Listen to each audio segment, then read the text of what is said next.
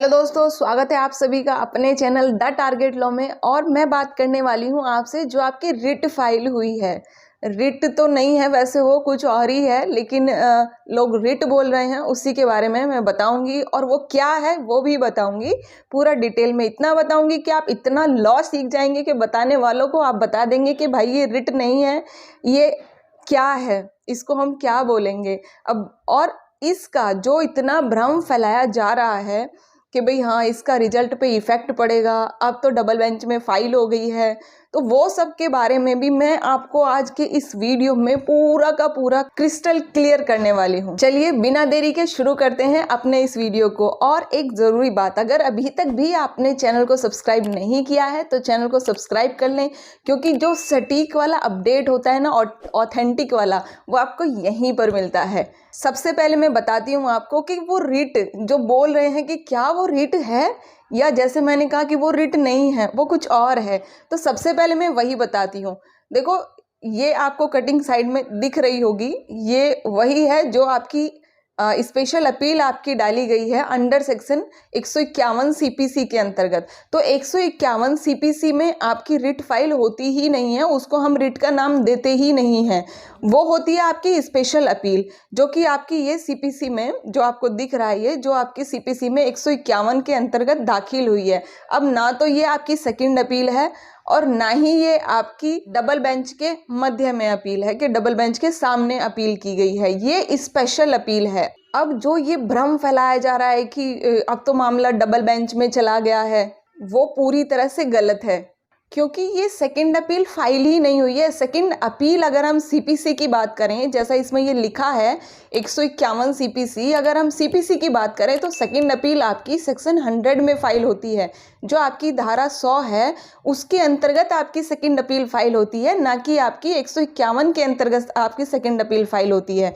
ये आपकी special appeal होती है। इससे यहाँ पर ये मामला तो आपको क्लियर हो गया होगा कि ना तो ये आपकी सेकंड अपील है और ना ही ये डबल बेंच के मध्य में अपील है, ये केवल आपकी स्पेशल अपील है। अब अगर हम बात करें कि भाई ये सेक्शन 151 जो है ये क्या है, क्योंकि ये लैंग्वेज आपको समझ नहीं आएगी, आप इसका इंटरप्रिटेशन नहीं कर पाएंगे। तो अगर 151 की हम बात करें तो 151 धारा 151 सीपीसी की कोर्ट को इनहेरेंट पावर देता है। अब इनहेरेंट पावर क्या होती है कि कोर्ट की छुपी हुई जो पावर होती हैं कि वो उनका यूज़ कभी भी कर सकता है। और इसमें कहीं पर भी आपको हाई कोर्ट वर्ड नहीं दिख रहा होगा। इसका सीधा सीधा सा क्या मतलब होता है कि ये एक सिविल प्रोसीजर होता है और ये किसी भी कोर्ट में आप अपील फाइल कर सकते हो। इसमें ये भी जरूरी नहीं होता कि आप हाई कोर्ट में ही फाइल करो, किसी भी कोर्ट में जा सकते हो। और इसका ग्राउंड ये होता है, ये आपकी तभी एक्सेप्ट की जाती है जब एंड ऑफ जस्टिस होता है। इसमें देखो आपको दिख भी रहा होगा, अगर एंड ऑफ जस्टिस कहीं पर हो रहा है, जो कोर्ट का डिसीजन आया है, तभी इसको एक्सेप्ट किया जाता है, तभी ये दाखिल होती है। एंड ऑफ जस्टिस का मतलब कि न्याय को पूरी तरीके से अनदेखा किया गया है।